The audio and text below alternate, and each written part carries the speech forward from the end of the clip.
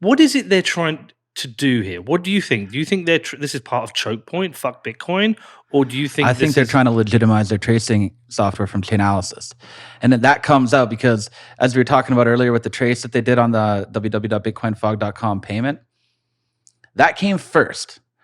When the U.S. government subpoenaed these different email accounts that were affiliated with it, when they subpoenaed shorement@hotmail.com, nfs9000@hotmail.com. So I only discovered this when I was talking to somebody who we met in Mexico City about this, and I kind of realized that the government went to Chainalysis first, and they've relied on their analysis the entire time, and they've turned a blind eye to all the other evidence that comes forth. If you take a look at the subpoena returns that they got from Microsoft for the email addresses involved in that the transaction list we were talking about earlier, shorement@hotmail.com has a recovery email of NFS9000. You look at NFS9000@hotmail.com's recovery email address, and it's the work email for a guy in California, in the Bay Area, named Andrew White. Now, that's not the only piece of evidence that points to this character, Andrew White. We can't find anything about him online. He seems to own a bunch of properties, but we don't know what he does for work. We can't, and the government doesn't seem to have gone that way in the investigation at all. In fact, there's one key piece of evidence that we found where they're analyzing the different IP addresses that these particular email addresses were using to access their emails. And they're trying to conduct this IP analysis. And Aaron Bice, who is the author of that particular document, he expresses some doubt. And he says, oh, look, like the recovery email isn't Roman Sterlingov, it's this guy, Andrew White. Are we going in the right direction? And it's kind of like, no, I don't want to look that way. I don't want to think about that. I don't want to think that we have the wrong person here. Let's just continue and try to focus on Roman Sterlingov. Because fundamentally what's happened here is the government's investigation has not been who operated Bitcoin Fog. As soon as they got that Chainalysis investigative report, it became, how do we prove that Roman Sterlingov operated Bitcoin Fog? It's a classic case of confirmation bias, and it's tainted the entire investigation all over the place, and it's like there's a 40 or 50 page report that they had commissioned by I forget the name of the organization. It's like the National Institute for Cyber Forensics or something like that. Andrew White is all over it, right? Roman's name really doesn't appear in it. They just turn a blind eye to that. And they also turn a blind eye to Mark Karpeles, who, this really raised my eyebrows. And we found this out from the book. But this did not come in discovery. They're relying almost completely on data that they got from Mt. Gox that has been held by the bankruptcy trustees in Japan that are dealing with the Mt. Gox payments and all the stuff affiliated with the hack. So there's a story in the book, in Andy Greenberg's Tracers in the Dark, about when Michael Groninger goes over to Japan because Mt. Gox gets hacked, right? And mind you, they're using the Mt. Gox data here to say that Roman's IP address matches the IP address used by this shorement@hotmail.com email address. Now, put aside for the fact that most federal courts don't recognize using IP addresses as something that you can identify a person with. Put aside VPNs, put aside proxy servers, or the facts that thousands of people can be using the same IP address, right? So they essentially are using the Mt. Gox data, which they haven't produced to us in original form. Mind you, there's no logs in this case. There's no communications. There's no servers. There's nothing. They say that there's this IP address matched based on this Excel spreadsheet that we got from them listing this Mt. Gox data. But in the book, they talk about Michael Groninger going over to Japan and meeting with Mark Karpeles. And Mark Karpeles gives Michael Groninger a thumb drive. And he says, on this thumb drive, here is all the Mt. Gox data. Michael Groninger was over there in Japan because he's just starting to create Chainalysis. He has this vision of creating a blockchain, basically a blockchain surveillance firm to track out all the different transactions on the blockchain. And he goes to Japan and he says to Mark Karpeles, look, I'm going to try to trace the hack and try to find out where all these missing Bitcoin went. So that's why he's over there. And then so he looks at the thumb drive and he's like, there's deleted files here. The integrity of this data is like corrupt. And he says to Karpeles, according to the book, do you have a backup of this data? And Karpeles says, no, we were hacked and our servers were actually physically accessed, right? So right there, you've got a problem with the integrity of their core piece of data that they're trying to use the IP matches. But it gets better because Karpeles is prosecuted in Japan and sentenced to 4 years in prison for, wait for it, for falsifying Mt. Gox data. Now, he doesn't do that time because the best we can figure is that the United States government basically hired him or started working with him. And from what we're hearing from Roman, we think he was actually on the phone with one of the arresting agents. Roman told us arrested. Pretty interesting story about that when he's underground at LAX and the two arresting officers who are featured prominently in the book Traces in the Dark, Matthew Price and Tigran Gambarayan. These guys get treated like rock stars, by the way. Chainalysis had a big conference in New York a couple of weeks ago, and these guys were on stage. They're getting applause. People in that world really look up to these guys. And Roman was saying that he went in the car with one of the agents. I think it was Matthew Price. It may have been Tigran Gambarayan. And that the guy on the other end of the line who this agent had called had a French accent. And, Roman thought that it might be Mark Karpeles. And we didn't think anything of it until we read Andy Greenberg's book and the story comes out. And we're like, oh, man, that actually makes total sense. I think there's more evidence that Mark Karpeles ran Bitcoin Fog than there is that Roman did. For instance, what's the Happy New Year guy? What's the name? Akamasheti Omadetu. Which means Happy New Year in Japanese. That's the name that's used to register the Bitcoin Talk forum account that talks about the operation of Bitcoin Fog. And promotes it. And, Mt. Gox is based in Japan. Right? So they're using a Japanese phrase for Happy New Year in Japan. You've got a guy who's the key source of data in this case, who's cooperating with the government, who's convicted in Japan for falsifying data. That data is the core to that trace where they say he registered the DNS, he did the DNS registration for the Bitcoin Fog ClearNet site. Now, mind you, there's no evidence, there's no code, there's no server logs, there's anything of him, Roman, ever operating Bitcoin Fog. I've never had a case where they have arrested my client, caught my client with all his computers, with his handwritten backup notes, with his diaries, with all of his thumb drives, with 3 terabytes of hard drives, and there's not a trace on it of him doing what you're accusing him of? So we're not going to try and prosecute Mark Karpeles here, though, but what we're saying is this is more evidence that it isn't your client. I think what it is it's them. They want to get a willful blindness instruction against us. I think they've engaged in willful blindness. I think they got dollar signs in their eyes. I think that they know that there's a big, fat, high-paying job for me when I'm done in the government. Chainalysis has already hired one of the prosecutors from this case, Yuli Lee, to work as their senior legal advisor. The arresting agents now are working for Binance. There's this, and I've seen this in multiple cases, and it's a huge, huge problem with the Department of Justice, is that they curry favor with big corporations and private vendors because they know that when they're done with their, little government job, hire me. There's a revolving door. It corrupts justice. And I think that's why, one of our main points in this case is that this is the profits distorting justice. And there's confirmation bias all over this case. There's careerism all over this case. And what disgusts me the most is that there's profiteering. Yeah. Do you remember the name Mark Karpeles? It's the first interview he went to with me. Japan. Mm-hmm. Yeah. First interview he ever sat in with me. He is Connor. Yeah, Connor sat here, where I had to go out to Japan. He lived with me and had no one to look after him. I was like, "You're coming to Japan," so we went for 3 days and interviewed Mark Karpeles out there, which is just an interesting. When was that? That was 2018. Mm-hmm. Yeah, 2018.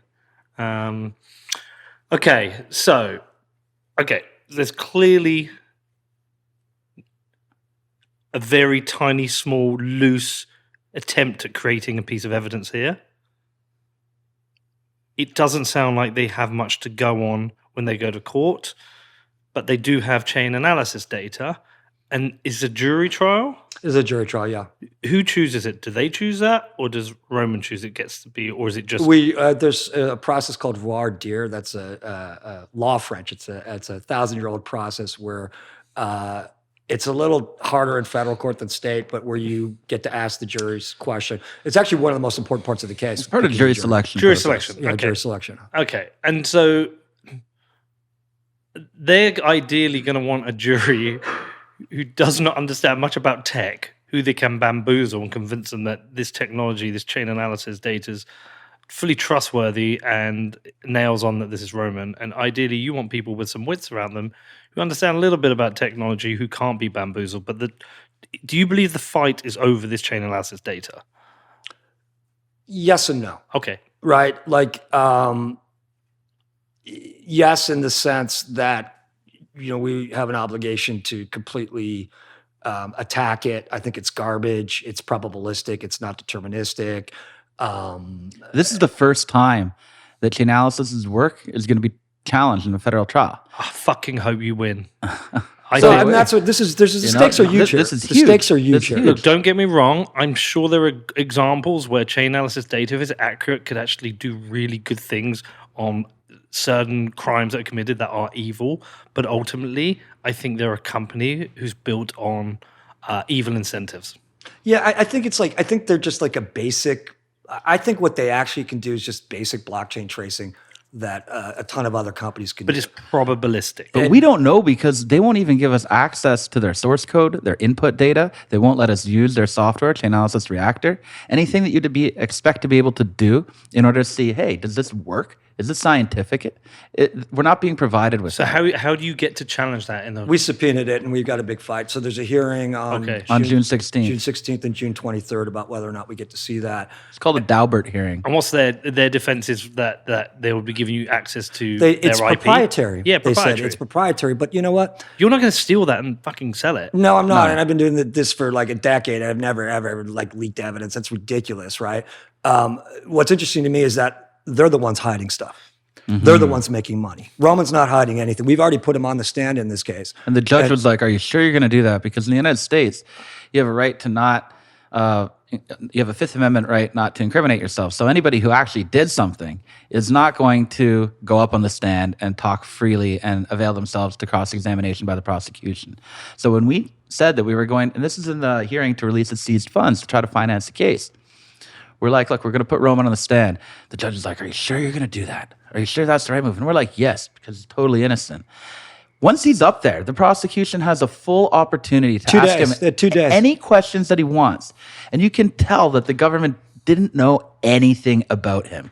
They're standing up there and they're saying, tell us who your friends are. Tell us where you were working and how much you made. Like, these are basic things that they should have found out during the course of a proper investigation that has been completely glossed over by the government because of their over-reliance on Chainalysis' work. I mean, basically all they did at this case is they sat at a desk 6,000 miles away and they guessed. And they guessed wrong. And they rolled the dice when they went to go arrest him thinking that they're going to get all the evidence that proves that he did it. But it was just a wah, wah, wah, wah. Then you see them getting excited over the Romanian servers, right? This from his VPN business. They're all like, oh, we're going to get these Romanian servers. And they seize the Romanian servers. There's nothing on them.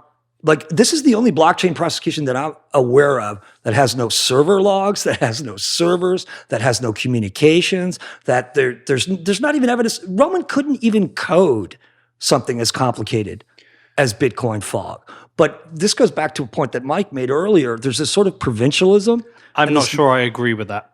You think what? That he... Well, you said early on when he was technical, he had technical abilities, he was interested in tech, he was coding wallets. Coding wallets isn't easy. I think if you can code a wallet, I don't think that's a big leap to be able to code a mixing service, because a mixing service isn't that big a jump from that. And I'm not even a technical person myself, but I personally don't buy that one. Well, it's interesting to me because first of all, he's told me that he doesn't have the technical skills to do that. Yeah.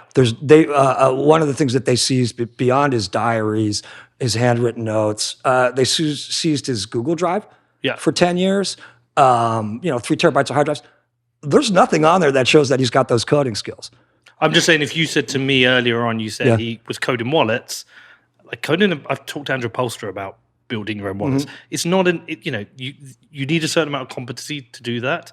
And so if you could do that, to me, it's not a big lip. I'm not sure he was I'm coding not sure he was them or coding them. setting We them should up. definitely look that up. That's a great question. That's a great point, and you're helping our defense by enlightening us on this. I thought that's what they said earlier. He was Yeah, creating he was setting them up, but I Yeah. don't know. You're bringing up a good point. I don't know how. I might have misheard what you said early on. If you said, No, that's how I took it too. yeah, I took it as that. Anyway. It's a great question, though. I mean, one of the things we like about going out and doing these things is people ask us questions like that, and then we just go back to Roman, right? Like, one of the reasons I'm convinced he's so innocent, right, is that when you work on a case, right, what wins the case is the story. It's not all this bullshit evidence and all this other stuff. It's the most honest, credible, and true story, right? And that's what you're presenting to the jury. And one way you know you've got the right story is that no matter what pops up that you didn't know about, it'll fit into the story if you've got the right story. Because it's the truth. Yeah, the truth. It's the truth, right? And Yeah. every time something has come up like that, it all fits into Roman's story, and nothing works with the government story because ultimately the government doesn't have a story. What they have is this analysis and this sort of wishful thinking from desks thousands of miles away with people who are engaging in this confirmation bias, thinking, oh my God, we're going to be superstars. We're in Andy Greenberg's book, which has been optioned by Alex Gibney, the Oscar-winning documentary filmmaker, right? Look at all this press we're getting. My career's going through the ceiling, right? Did Bitcoin move directly to Kraken from a Bitcoin fog address? It did. That's exactly what we dealt with in the hearing to release the seized funds. And it's part of the reason that the funds were not released to finance its defense. We were trying to explain that, look, Roman did use Bitcoin fog. He didn't operate Bitcoin fog. But so did funds from Bitcoin fog go straight to Kraken? Because that makes no sense to me, because if you're like a privacy-driven person running a mixing service, you're not so stupid that you will send to a fully KYC'd exchange directly from that. And you're not going to keep your money, all your money, in a KYC Kraken exchange account. Yeah. And this is exactly what Roman did. He was using that as his main wallet. And every time we because he's a digital nomad, and for him, logically, that is a better security than going around with a hardware wallet. Yeah. There's a logic to it. I don't agree with it, but there's a logic to it. Yeah. And no one running a mixing service is doing that. No. And if you're operating, if you're like you say, somebody else made this point to us in Europe, and when they made it, I was like, oh wow, that's a really good point. If you're laundering $330 million worth of illicit Bitcoin, do you then take the service fees and put it in your KYC Kraken account under your own name that you put your passport up? Makes no He's sense. so good, the government wants to say. He's such a supervillain that he hasn't left a trace anywhere. But he's going to go use his Kraken account for this stuff. Like when Ross Ulbricht got arrested, and the story that they've said, I think Ross is innocent, by the way, but I also don't think he committed a crime. He just committed what they see as a crime. But anyway, there was a mistake that what he did, and that's how he got caught. He didn't do something totally stupid. There was a mistake in his process that allowed them to say, oh, you are Dread Pirate Robbers. I don't think he is. They found the server, didn't they? They caught him with his LinkedIn computer open at the Glendale Public Library. There was this But big prior operation. to that, he was under investigation because something to do with LinkedIn. Like there was a hole in. He made a mistake, right? In this story, this isn't like using Bitcoin fog, putting it in Kraken wouldn't be a mistake. That would be moronic, and so it doesn't add up. It doesn't add up. Nothing The only about way this it adds would up. add up is if there was very easy way to identify funds which were the fees that went to a separate wallet, and if that went directly to Kraken, you'd have a tough case arguing that. Yeah. That would be a tough one. Now, the government identifies a wallet that they say it's a Bitcoin this is fog great. wallet. This is ridiculous. So the government, in part of their forfeiture allegations, they say that all the money in this particular wallet is forfeitable to the government because it is the proceeds of operating Bitcoin fog. It's like 1,300 Bitcoins they're claiming in the indictment. So the first thing we do is we type that wallet address into a public blockchain review software that's on the open internet, and we can see right away that wallet has not transacted at all since 2012. And it has 0 Bitcoin in it. But then what they go and do, and this is what they do everywhere, they're like, oh, no, but we've got this cluster analysis that we're not going to show you in this mystical magic software. And actually, that wallet address is somehow tied to this cluster, and we know that the money's there. Well, then show me your math. but they Show don't me the money. Show me the money. Show me the math, and they won't do that. They're constantly appealing to this sort of like magic and like trust us. But I'm sorry, the philosophy of the Bill of Rights is not trust the government. It's quite the opposite. Chainalysis is acting like the Wizard of Oz hiding behind the curtain. Because they got so much money at stake.